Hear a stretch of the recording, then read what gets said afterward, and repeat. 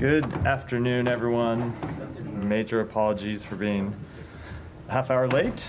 I can make it up for you by having nothing to start with and going straight to Matt's questions. I won't inflict. Not only nothing to start with, but nothing to say. I won't inflict any. I have plenty to say, but I will not inflict any opening comments on you. All right. Can I just start with something which I think you're going to dispatch with pretty quickly? But this guy who's been charged in the apparent assassination attempt of former President Trump for the weekend, did he ever come to the State Department's attention when he was in Kyiv advocating on behalf of both the Ukraine and on behalf of Afghan citizens? And when I say come to attention, did he register with the embassy while he was there, as you asked or suggest that people should do, or did people bring him to your attention, or did he make any contact with embassy officials? Yeah, I will. I'll have to go back and check the answer whether he registered, whether he had any contact with the embassy officials. I'm not aware either in either case. Obviously, we do ask people to register. Sometimes embassies are aware of people traveling inside a country, especially if those people are doing media interviews and otherwise being high profile, even if they don't register with the department. But I'll have to go back and check and see. So you don't know the answer to I don't. I can check it. Okay. Thanks. You go to Lebanon? Sure. Well, just to begin with, in general, what does the U.S. know about what happened? There have been a series of deaths and injuries, apparently from exploding pagers. Was the U.S. have any knowledge? What does it know now, and when did it know about what has happened? So we are gathering information on this incident. I can tell you that the U.S. was not involved in it. The U.S. was not aware of this incident in advance, and at this point, we're gathering information. And what information have you gathered so far? We'll continue to collect information. I don't have any public readout to give now, but we're collecting information in the same way that journalists are across the world to gather the facts about what might have happened. Obviously, it doesn't take much guesswork who the most likely culprit would be in terms of doing this, in terms of who the enemy of Hezbollah is. Do you have any indications that to doubt that it would be Israel that was behind the... I don't have any assessment to offer one way or other at this point. And I know you're saying that, but in terms of what this means, I mean, there's been for a number of weeks the talk of dialing down, or at least not having a retaliation from Iran over, sort of a tit for tat, if you will. How does this play into it? Is there any message that you're sending to Israel in terms of what to do next, or for that matter to Iran, to Hezbollah, in terms of how to respond to this? So I never want to either comment or speculate about the impact of any one incident, especially in the early stages of an incident, and I'm not going to do so here. That's been our consistent policy to try and avoid doing. I will say that our overall policy remains consistent, which is we do want to see a diplomatic resolution to the conflict between Israel and Hezbollah. We want to see one that allows the tens of thousands of Israelis who've been displaced from their homes and the tens of thousands of Lebanese who have been displaced from their homes to be able to return home, and that's what we are continuing to pursue. I'll let others take it. Yeah, Mara. Just a couple of follow-ups on that, Matt. So how concerned are you about escalation now after this attack? So again, I don't want to draw any specific conclusions about this incident yet or speculate about what might happen from them. I will say that, of course, since October 7th, we have seen any number of incidents that have led to the heightened risk of escalation. That has been a feature of the conflict across the blue line since October 7th. And so we are always concerned about escalation. We are always concerned about any type of event that may cause further escalation. And it remains our message to both Israel and to other parties that they need to do everything they can to try and reach a diplomatic resolution. That said, we go back to the fundamental, I know people get tired of hearing me say this, we go back to the fundamental issue we face here, which is very, very difficult to get a diplomatic resolution in the north absent a resolution to the conflict in Gaza, absent a ceasefire in Gaza, which is why we continue to push for that ceasefire, because we think it'll help make it much easier to reach a resolution. So how do you see this incident impact the Gaza ceasefire talks then? I think it's too early to say. Look, this is an incident that just occurred in the past few hours. We're continuing to gather information about it. I wouldn't want to speculate or make any predictions about what might happen. A couple of things more. Hezbollah has accused Israel of sort of launching this attack. You said you were gathering information. Is there anything in that information that would lead you to sort of reject that accusation? I just don't want to offer any type of assessment on this incident, one way or the other, at this point. Are you trying to make an assessment, though? Like, in your gathering of information, are you going to be able to offer an assessment tomorrow or the next day? Or is the United States going to be completely like, this has nothing to do with me, I'm not going to offer? We are continuing to gather information, and when we have something to say about it, we will certainly say it, but not before then. Okay, one final thing. Regardless of this incident, although it's a little bit hard to sort of leave that aside right now, but over the past couple of days, we have heard Prime Minister Netanyahu especially talk about how unsustainable it is in north, in the border. And last night, the cabinet basically said military action would be needed to allow thousands of residents to go back to their homes. They've effectively expanded the objectives of the war. So does the United States see military action from Israel more likely in light of that? So we agree that it is unsustainable for tens of thousands of Israeli families to be displaced from their homes, just as it is unsustainable for tens of thousands of Lebanese families to be displaced from their homes. All of them need to be able to return home. So then you go to the question of what's the best way to achieve them being able to return to their homes. And it is our judgment that a diplomatic solution is the best way to get them back to their homes. Because if you look at what a military conflict would entail, it's hard to see how that gets those families on either side of their border back to their homes quickly. So that's why we continue to push both sides. We continue to push for a diplomatic resolution of this conflict. Follow up on that. Yeah, go ahead. Can I follow up that? You say you're gathering information. How are you gathering that information? Do you expect to have an independent U.S. assessment to follow on Humera's question? So I don't want to prejudge what we'll say in the days to come. I can tell you what we're doing right now is gathering information through all of the ways in which we usually gather information. And have you been in touch with any Lebanese or Israeli officials? I can't read out every contact that we've had in the last couple of hours. It's only been a couple of hours since this incident happened, but of course we're gathering information through diplomatic channels as well as other channels about this incident. There are reports that the Iranian ambassador to Lebanon was also injured in this attack incident. Are you concerned about Iran taking advantage of this? So we've seen those reports. Have you seen any indications that they plan First of to? all, apologies for interrupting in the middle of the question. I've seen the reports. I don't want to speak to what the implications might be before a report is confirmed, but certainly, as is always the case, we would urge Iran not to take advantage of any incident, any instability, to try to add further instability and to further increase tensions in the region. That has been our message to Iran since October 7th. Go ahead. Just a quick follow-up, and you offered a line on it, but just to make sure it's airtight. So the U.S. was in no way involved in terms of supporting this operation, offering intelligence. In no way was the U.S. Correct. involved. Okay, and no part of the U.S. government, I understand you speak only for this department, but such disclaimers have been offered from state before. You were not given a heads up. We were not aware of this incident, no. Okay, on ceasefire talks, is the expectation still that a renewed bridging proposal is expected to arrive this week?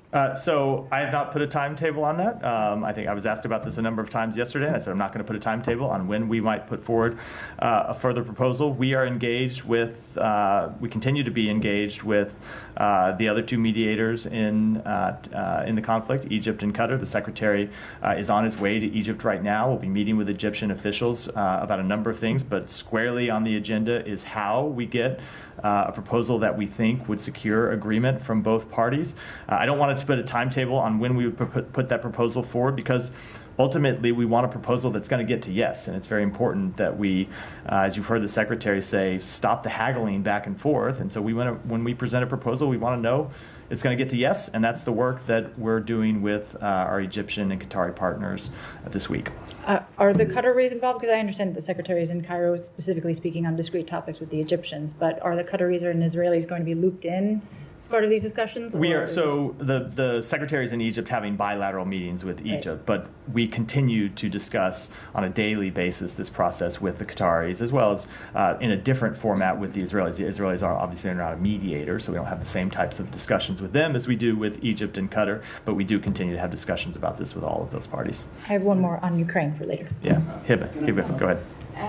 I'll come to you, Sai. I know that you don't want to comment on what's happening, but till now we don't know the accurate figures of what happened in Lebanon. Some are talking about 3,000, 4,000. We have civilians, and there also the Iranian ambassador, also sons of members of parliament from Hezbollah blocs. The question, do you think that this is a legitimate target for any party to do that, whether it's Israel or someone else? Because there are Hezbollah targets in this, if it's attack or incident or whatever you want to call it. So let me not comment with respect to this specific incident in answering the question, only because there are a lot of reports out that in many cases are not yet confirmed. And as you well know, sometimes in the early hours, the reporting you see in the early hours tends to be somewhat off the mark. It gets supplemented with additional facts as time goes on. So I will just say what we believe are legitimate targets and what are not legitimate targets. Obviously, we believe that civilians are not legitimate targets for any type of operation, and that no country should be targeting civilians. No country nor organization should be targeting civilians. Members of a terrorist organization are legitimate targets for countries to launch operations against. And those are the principles that we hold ourselves to, and those are the principles we expect other countries to uphold in their operations. Okay, Matt, and you were also saying that it's hard to achieve a diplomatic solution on the northern front between Hezbollah and Israel unless we have a ceasefire in Gaza. This would be more helpful. Also, Hezbollah is saying the same, but the Israeli wants to change the situation, the current situation. They don't want to go to October 6th. They want to change the current situation, not the same way it was before October 7th. Do you support that? So what do you mean? In what way do you mean they want to change in the what situation? way they don't want Hezbollah fighters on the borders? They want a buffer zone. Are you able to achieve that? So we do want to see Hezbollah fighters withdraw from the border and agree to the parameters of the UN Security Council resolution that was passed some time ago, which they have been in violation of. So we do want to see that. That is absolutely true and has been our policy for some time. And I would just note that with respect to one of the reasons it's so hard to get a diplomatic resolution without calm in Gaza is that's what we've heard the head of Hezbollah say many times. Right? He has made clear that as long as the conflict in Gaza continues, they're going to continue to launch missiles and rockets and drones across the border at Israeli villages, Israeli towns, and so that is the impediment that we face, and we very clearly take him at face value, given the actions that Hezbollah has shown to be true over the past 11 months. It doesn't change what we have to do and what we're trying to do, and we'll continue to stay focused on. One more question on this, but the Israeli argument is that we cannot, if we keep the situation as it was on October 6th, we cannot prevent another October 7 from the northern borders. Do you believe this is an accurate assessment by them? So certainly we want to see a long-term resolution to the security situation that Israel faces in the north of Israel, and we want to see a long-term solution to the insecurity that civilians in southern Lebanon have faced. And so you look at this in stages, right? The first thing that we want to get is a ceasefire in Gaza. You heard me talking about that for the last few minutes because we think that would allow us to unlock a diplomatic resolution across the blue line. We would like to see, as part of that diplomatic resolution, a cessation of hostilities. And then ultimately, we would like to see some kind of long-term diplomatic resolution like those that have been reached in the past and at times have broken down. I'm not going to get into the details because those are the things that we would have to negotiate, but it all starts with a ceasefire in Gaza, and that's what we're working on. But to answer your question fundamentally, we don't want to see a situation where Israeli families in northern Israel are living in constant fear of their lives from terrorist attacks. We do want to see that situation change. The question is how you get there, whether you get there through a diplomatic resolution or whether you get there through military action, and it continues to be our firm belief that the best way to do it is through a diplomatic resolution. Matt, a follow-up on this too. I promise I'd come to you, then you, Michelle. Go ahead. Again, as Heba said, you don't want to talk about it because you don't have any assessment yet, U.S. assessment, but things on the ground are moving. Hezbollah already is accusing Israel of considering this incident as an attack. The Israelis are putting their relative forces in high alert. There are some reports that Israel will declare soon that the Northern Front is the main front in this war. Do you still believe that your influence is capable of holding this conflict from not exploding into a regional war? Because it seems that it's slipping from your So hands. it is not, I understand why you pose the question to me. It's not just a question for the United States. It is a question for every party in the region. Of course, it's a first order question to Israel. It's a question to Hezbollah, but it is a question to all of the other countries in the region about what type of region that they want to live in. So the United States is going to continue to push for a diplomatic resolution. We're going to continue to talk to our partners in the region about the need to avoid any type of steps that would avoid escalation of the conflict. But ultimately, as is always the case, this is a question for parties in the region and what kind of world and what kind they want to live in and what kind of future that they want to have. We continue to believe that the solution to the situation in Gaza, the situation across the blue line, the broader instability that the region faces is to tone down the rhetoric, tone down the tensions, tone down the hostilities, get a ceasefire in Gaza, move to a diplomatic resolution in the north, and set the conditions for broader regional stability. But that requires actions not just by the United States, but by parties in the region who have some agency of their own. But, I mean, you say it's not a question for the United States. No, it's not just one for us. I know why we get these questions, but the countries and entities in the region have agency too for the decisions that they make. And so we will continue to impress upon them what we believe is in their interest and what we believe is in the interest of the region. But these are decisions that countries in the region have to make and entities in the region have to make for themselves. But don't you see that you are putting your both hands on this conflict and not allowing somebody else to take any actions to pressure Israel? You're not allowing the UN Security Council to put any pressure, any other countries or international agency in the world who will criticize Israel with an action. You will go against it. So you are actually holding this conflict with two hands and not allowing others to act. So first of all, I think the evidence of the past 11 months would very much contradict the idea that we can prevent any country in the world from criticizing Israel, because there has been inordinate criticism of Israel. There have been resolutions passed at the UN. Countries are free to take the steps that they want, and you have seen a number of them across the world do that.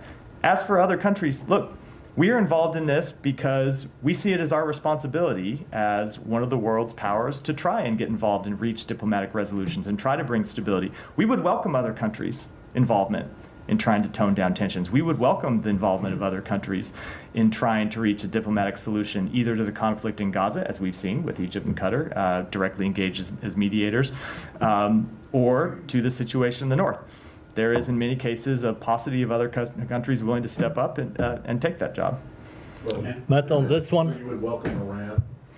We would certainly welcome Iran stopping funding terrorist organizations that are behind these attacks and behind much of this instability. Look, if Russia, let me say China, we've been very clear on a number of times that we would welcome their positive involvement. With Russia has this burgeoning security relationship with Iran. If they were to use that influence with Iran to tell them to tone down their support for terrorism, we would absolutely welcome it. Now, I don't think that's going to happen, but we would certainly welcome taking those steps. Just to make the point, to play devil's advocate here, when those countries tell you that maybe you should do something by toning down your support for Israel, you say, no, that's just not going to happen. Look, right? we obviously have a different assessment of what's productive and what's not.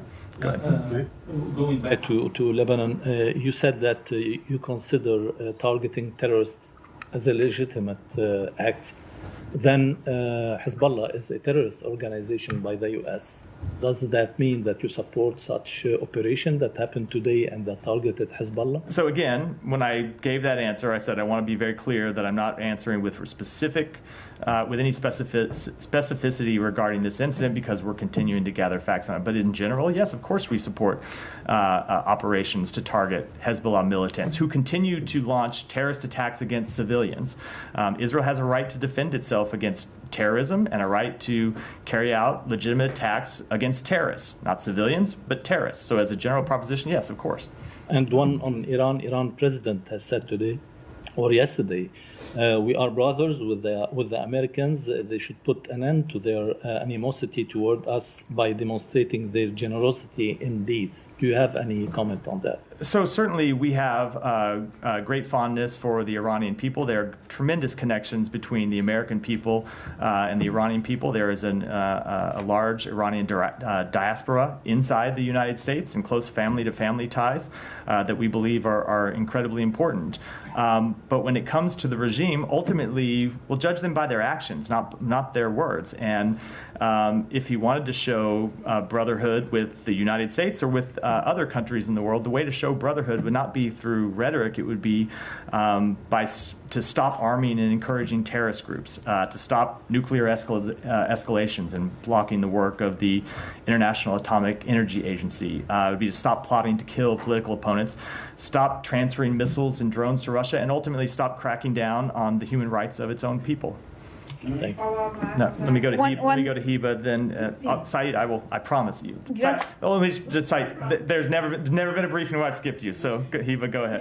Just a follow up. When you are calling on other countries to step up in the region, who do you mean? I mean, I'm not asking you about China and Russia, but other countries. When are you talking for the Lebanese, for example? Who can step up?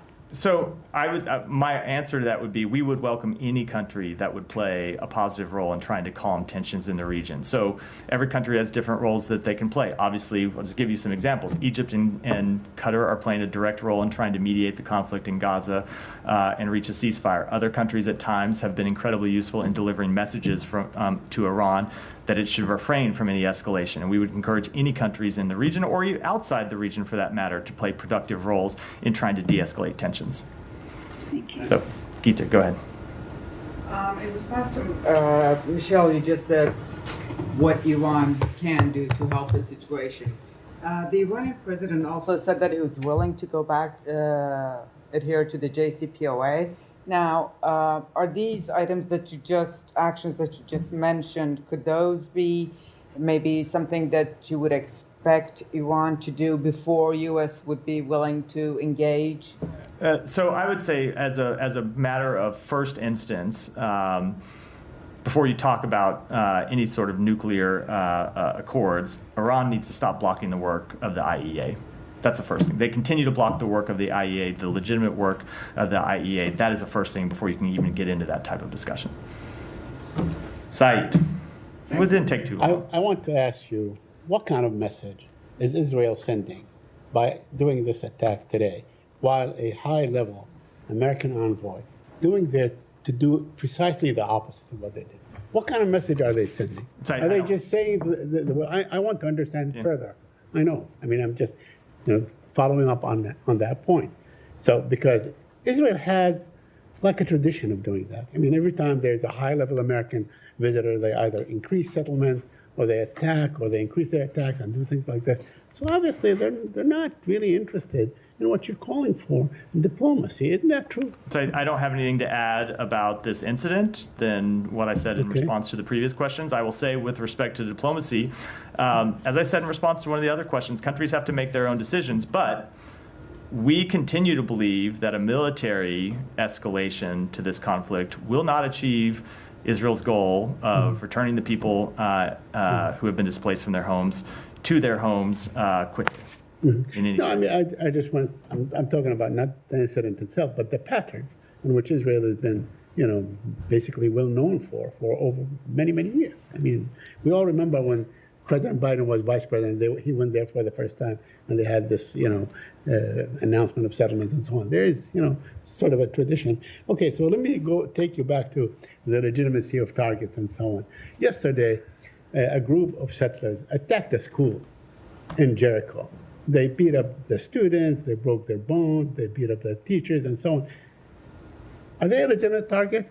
Should they be a legitimate target by the same kind of definition that in which you have defined the other targets? Are civilians who the settlers attacking legitimate targets? Absolutely No, not. I am Of saying course not. the settlers who have attacked the civilians. The settlers should be. Should the settlers be a legitimate The target? settlers should be held accountable through law enforcement means, Saeed. I'm Not asking, through, but- hold on, not through any type of extrajudicial process or military process. They should be held account by law enforcement, which is what we would say Right. about any type of violent attacks on individuals. That the law enforcement ought to hold them accountable to the full extent of the law.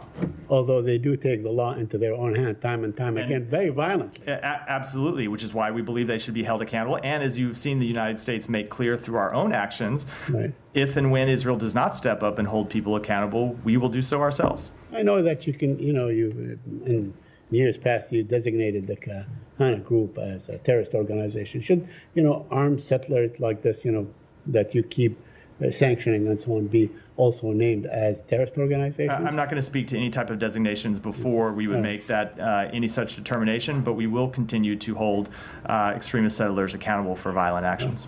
A couple more questions. Now, yesterday there were a group of UN experts that basically called Israel to be a pariah state. And, they're calling for, of course, a ceasefire and so on. And, because over what they termed as genocide. And my question to you is, back on June 10th, there was a UN resolution which you pushed for, which, you basically made a good case for. 14 people voted for it, or 14 members voted for it in the Security Council. Russia abstained and so on, but the resolution passed. So why not go back and try to implement this resolution? Will the president or will the United States take advantage of this UNGA meeting to basically enforce such resolutions?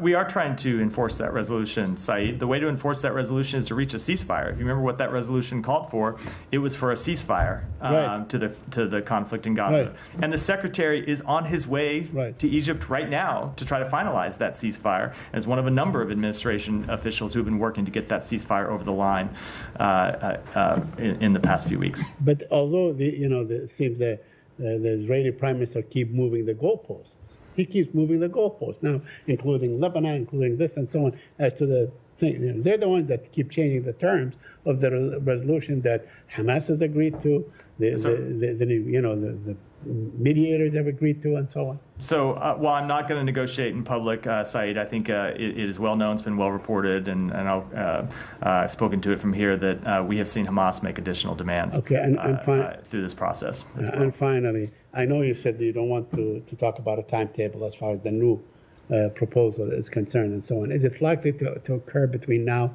and the gathering in New York next week?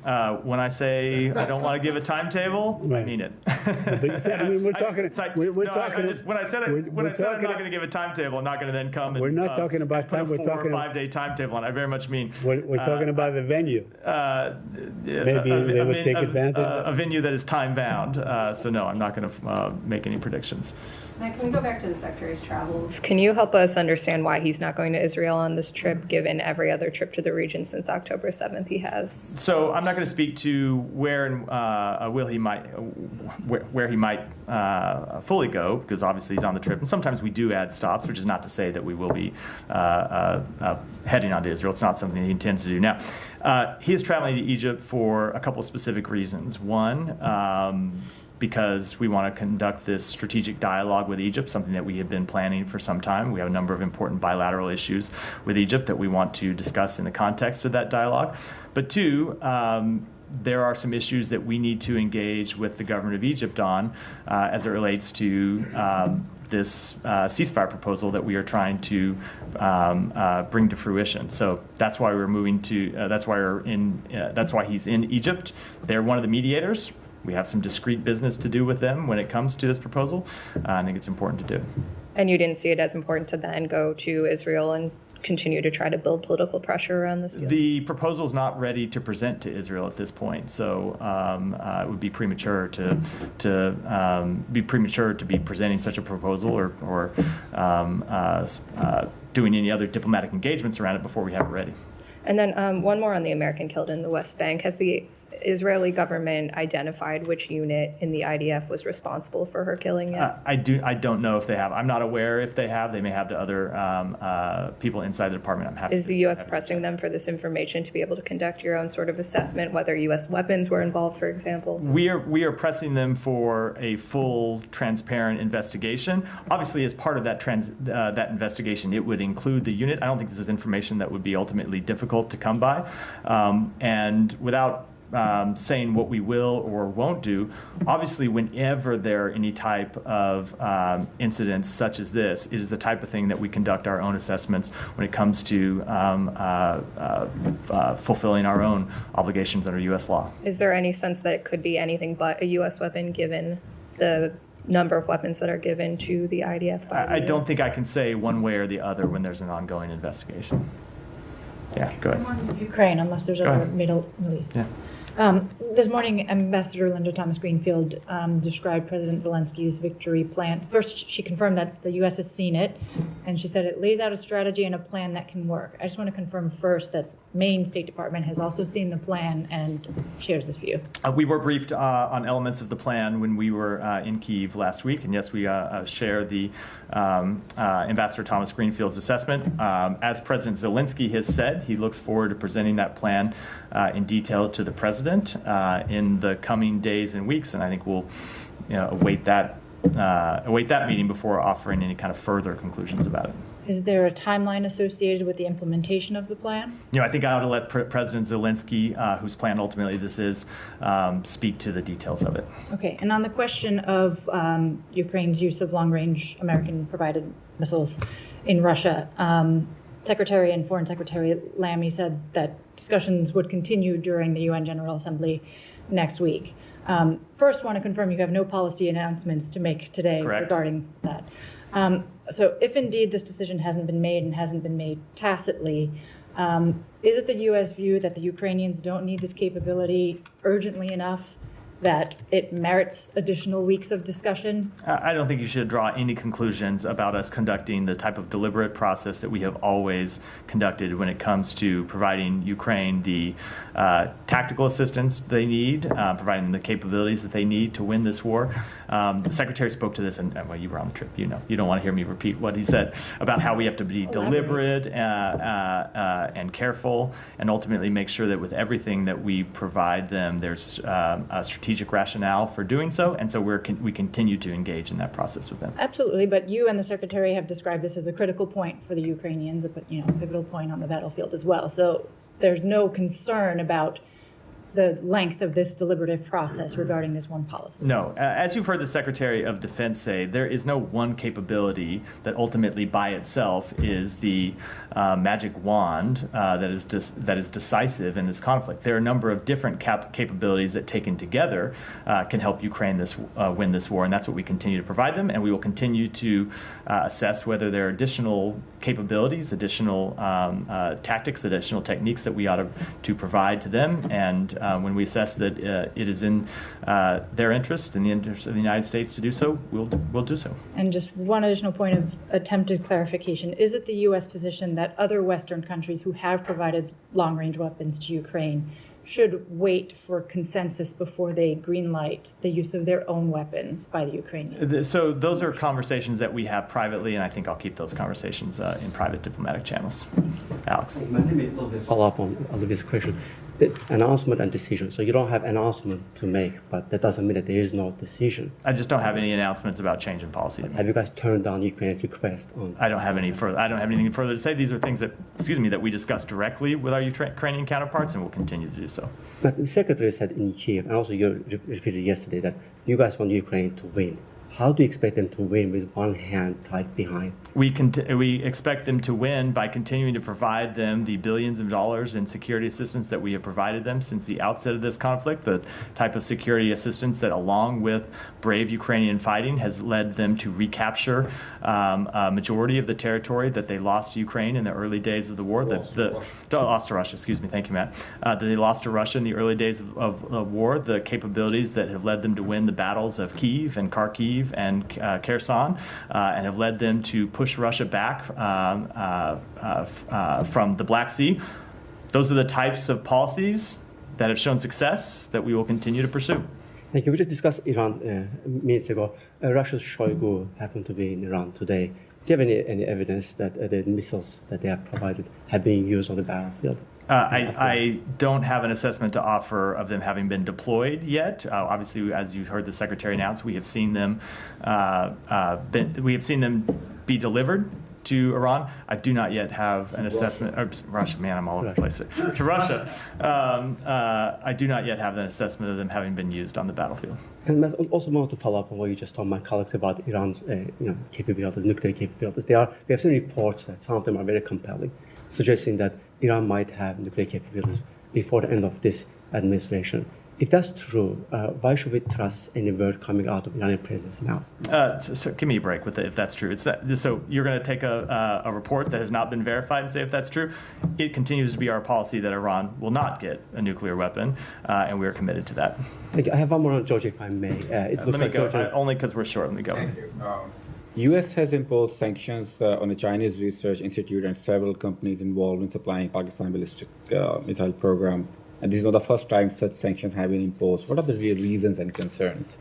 So the United States is committed to strengthening the international non-proliferation regime by taking action against networks supporting activities of proliferation concern. We have been clear and consistent about our concerns with Pakistan's ballistic missile program for many years. The executive order action that was taken last week follows our October 2023 and April 2024 designation of 6 PRC entities and 1 Belarusian entity that have worked to supply Pakistan's missile program, as well as the listing of numerous Pakistani and third country entities on the Department of Commerce entity list for decades. So you called Pakistan a partner fought with the United States in war against terrorism, sacrificed more than 80,000 lives and infrastructure worth billions of dollars, and still paying a price after they pull out of American forces from Afghanistan.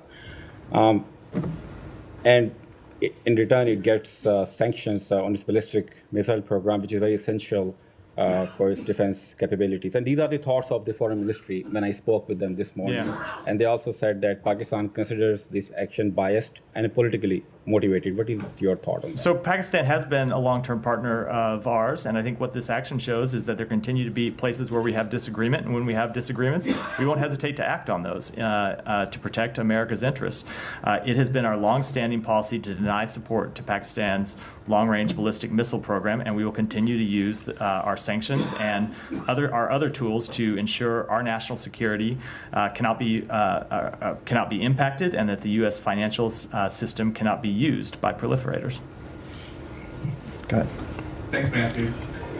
What's the Secretary's reaction to the House Foreign Affairs Committee doing a markup of a resolution to hold him in contempt of Congress for not complying with the subpoena to appear before the committee related to its report about the withdrawal from Afghanistan? So we continue to not understand why the committee has chosen to take this step. As I said in response to a question from Matt yesterday, the Secretary has testified 14 times before Congress on Afghanistan. 4 of those times have been before this committee, including one appearance that was exclusively focused on Afghanistan. That was the sole subject of the hearing. We cooperated with their investigation into Afghanistan, provided them with documents, provided them with witness interviews, and we have tried to accommodate their request for a hearing. They asked for a hearing this Thursday. Obviously, the Secretary is traveling, trying to advance a ceasefire. He's not able to be there because he's doing the important business of the United States. But we've said we would make the Deputy Secretary available, and we have offered the Secretary to appear at a later date. And so we wish later date? These are negotiations that we have with the committee. But we've offered a later date when he's not traveling overseas, conducting important foreign policy interests of the United States, or otherwise engaged in these critical meetings that he has to do on behalf of the country. We have offered his testimony, and if they're fixated on this date, we have offered the testimony of the Deputy Secretary, and we wish that they would take yes for an answer rather than moving to this extraordinarily unnecessary and unproductive step. But he will show up for a hearing. You guys are not fighting the subpoena in court. They have. We are not at that point yet. They have moved directly to contempt when we were in what we thought was the middle of the type of negotiation process that the Supreme Court has said Congress must carry out when it comes to asking for testimony from executive branch officials. They asked for his testimony. We told them that we would engage with them on a date. They sent a subpoena. We told them that he was traveling to work to try to secure a ceasefire on the date of their subpoena, but we would be happy to accommodate them in other ways. And they, for some reason, have moved to this extreme step. I can't explain it, but we will continue to make clear to them that we will accommodate their legitimate oversight interests to the extent we can. But when it comes to just picking one date and saying the secretary has to be here when he has for some time planned to travel overseas to try to advance the foreign policy interests of the United States, that is not the type of legitimate accommodation process that the Supreme Court has said the Constitution requires. And finally, Russian President Vladimir Putin is directing the army to add 180,000 troops, bringing the total number to 1.5 million. This would make Russia's army the second largest worldwide, overtaking the U.S. Army, which is in third place currently. How is the U.S. planning to respond to this move? Does this concern Western allies at all? Well, let me just say first, it's another sign of the desperate choices that Putin has had to make to sustain this war.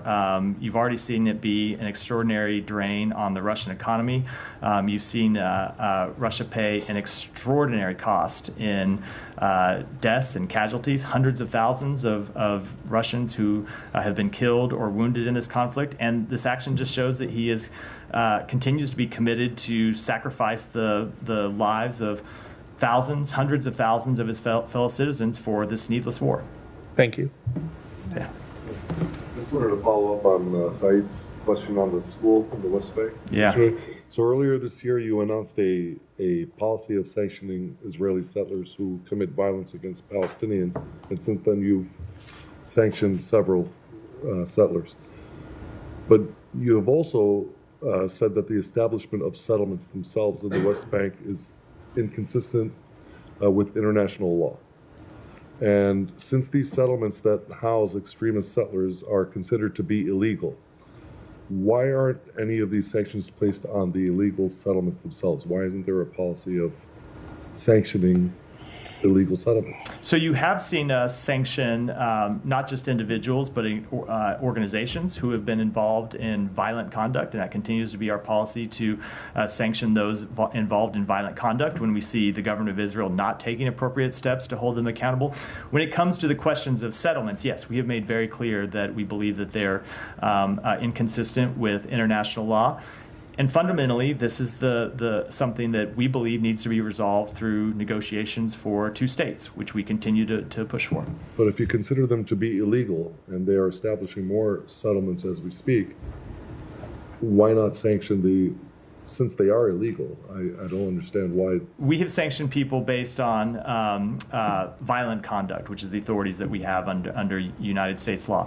Ultimately, we have a policy question about what the ultimate way is to achieve a resolution to the very difficult situation in the West Bank. And we believe the way to resolve this question ultimately is through the establishment of an independent Palestinian state, something that I know is extraordinarily difficult. It's why people have been working on it for decades, but that we will continue to pursue. Can I just make sure that you're getting the premise of the questions, completely legitimate questions, are that you believe that the settlements are illegal. That is not U.S. policy. As I said, we believe they're inconsistent. Yes, exactly. But you haven't corrected him. He said illegal numerous times, and you have answered, such as we believe that you think that they are illegal, quote unquote illegal, and that is not the U.S. position. So our position is, and I'll just say as a note that I oftentimes don't go around tangling with questions. I use my own words, and yes, we believe that they're inconsistent with international law.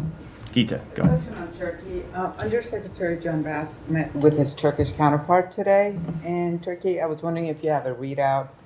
I don't. I apologize. I haven't talked to Undersecretary Bass or other officials on the trip. I'm happy to take it back and get you a readout. A question on Mexico. The Mexican government finally enacted this judicial reform that it had strong concerns from the U.S. ambassador there. Do you have any comment about this enactment? So obviously we have noted the enactment. We especially look at the enactment of this law in light of our joint efforts to promote our economic competitiveness and integration. And ultimately we will continue to have a dialogue with our Mexican colleagues on the statute and how it's implemented. Can I just pursue that? Yeah, go I mean, ahead. the ambassador said that it'll affect the investor confidence. I mean, is that still the case? Is the U.S. still seeing a downward spiral, if you will, in Mexico because of these? We stand by everything the ambassador said, and what we're going to do now is have a dialogue with our Mexican colleagues about how this law is implemented. Julia. Thank you very much, Matt. In Pakistan, for the first time, there is accountability of military generals going on. So there is one general of the intelligence who is arrested for corruption. Pakistani people and journalists are very excited and are hoping that State Department could release the asset details of the Pakistan military generals who have them. Tons of them have properties here. Can you make it official? I don't have any update on that, no. Okay, but is it in your notice that the same channels to transfer the money for the money laundering that they use to bring it to America, it's the same channels the terrorists use to transfer money to each other as well. And a Pakistani guy just recently has been arrested in Canada for doing a terrorist activity. Look, we're going to continue to enforce all U.S. laws that as they relate to support for terrorism, but I don't have any comment on those specifics. Just the last one. Today, Pakistan and Afghanistan has another very interesting diplomatic thing going on. I'm sure you're aware about their firing with each other's soldiers. Today, the Afghan diplomat in Pakistan did not stand for the Pakistani national anthem because he said that there was music with the national anthem. Do you have about these jokes going on in diplomacy in that part of the region or no? No, I just don't have any comment on that. That's not a matter for the United States. Go ahead, and then we'll wrap there. Thank you so much. Let me ask you on Georgia. In response to the sanctions, the Prime Minister of Georgia stated that this was not the decision of the State Department, but it was made by some other groups. And just now, a statement was released from the Prime Minister's administration indicating that, and I'm quoting, "With this decision, the American side has drawn closer to critical limits." What is your response closer to that? To who? To limits. To limits. I'm not going to deal with that. I will say in the United States, unlike some countries in the world, it is the democratically elected government that makes our policy choices and no one else. And with that, I will wrap for today. Thanks, everyone. Thank you, Matt. Thank you, Matt.